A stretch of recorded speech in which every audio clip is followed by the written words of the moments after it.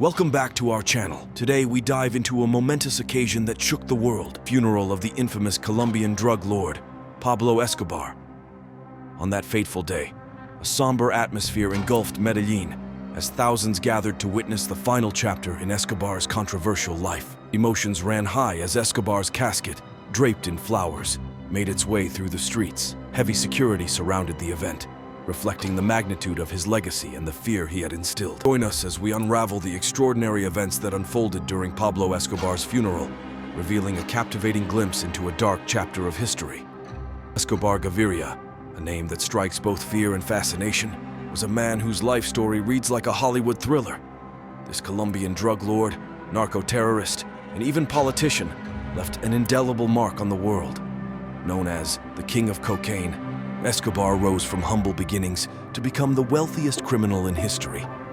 With an estimated net worth of a staggering $30 billion at the time of his death, one can't help but wonder, how did this man amass such an unimaginable fortune? Born in Rionegro and raised in Medellín, Escobar's journey to infamy began with a thirst for power and wealth. Despite a brief stint at the Universidad Autónoma Latinoamericana of Medellín, Escobar soon abandoned his pursuit of education and embraced a life of crime.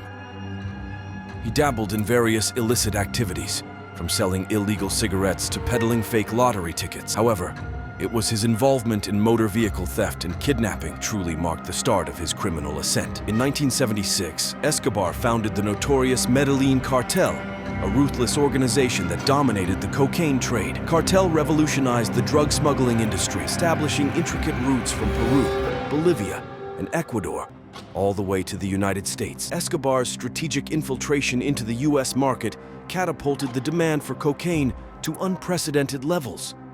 Can you imagine the magnitude of his operations?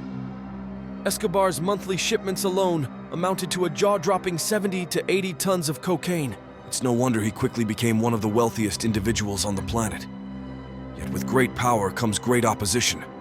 Escobar's ascent to the top was not without bloodshed and violence. In his relentless pursuit of dominance, he engaged in brutal conflicts with rival cartels both at home and abroad. These clashes resulted in countless massacres, the murder of law enforcement officers, judges, and even prominent politicians. Colombia, once a land of vibrant culture and natural beauty, became synonymous with danger, earning the grim title of the murder capital of the world. Surprisingly, amidst this reign of terror, Escobar managed to capture the attention and even the support of local communities. In the 1982 Colombian parliamentary election, he was elected as an alternate member of the Chamber of Representatives, aligning himself with the liberal alternative movement. He cunningly used his newfound political platform to portray himself as a benefactor, spearheading community projects such as housing construction and the development of football fields. These gestures earned him popularity among the very people whose lives he had tainted with his criminal empire. It leaves us pondering, how could one man be both a ruthless criminal and a charismatic community leader? However, Escobar's political ambitions were ultimately crushed by the Colombian and U.S. governments, who relentlessly pursued his capture. The Avianca Flight 203 bombing and the Daas building bombing, both attributed to Escobar, were desperate acts of retaliation against those who sought to bring him down. In 1991, after years of evading the authorities, Escobar finally surrendered and was imprisoned. This was no ordinary prison. He negotiated a deal with Colombian President Cesar Gaviria to build his own high-security facility called La Catedral, a luxurious haven designed to cater to his every whim. On the day of Pablo Escobar's funeral, a sea of mourners flooded the streets, creating a spectacle that captured the world's attention. As the news of his demise spread, curiosity drew countless individuals to pay their last respects. But what brought such a multitude to bid farewell to a man who was both revered and reviled? Pablo's family and friends, somber and grieving, stood among the throngs of people, struggling to navigate the overwhelming crowd. T-shirts adorned with images of Escobar and signs bearing his name were proudly displayed, reflecting the conflicted sentiments of those present. Was it genuine sorrow or a twisted admiration that led them to honor this fallen figure? Reports recount the unprecedented size of the gathering, so immense that even the drug lord's own family found themselves trapped within their vehicle.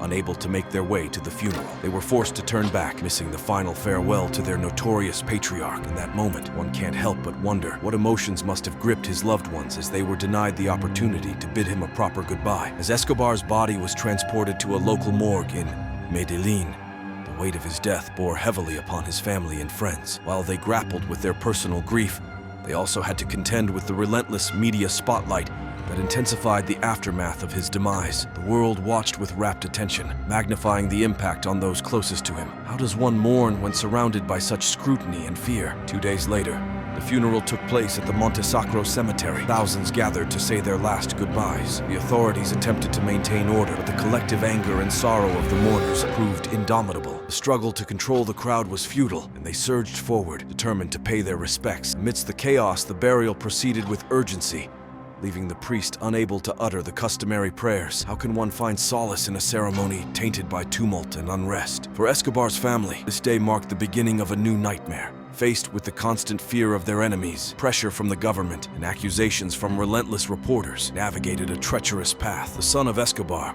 overwhelmed with grief, lamented the intense 24 hours that had shattered their lives. In his anguished words, he revealed the harrowing truth of their existence. How does one find normalcy in the aftermath of such violence and loss?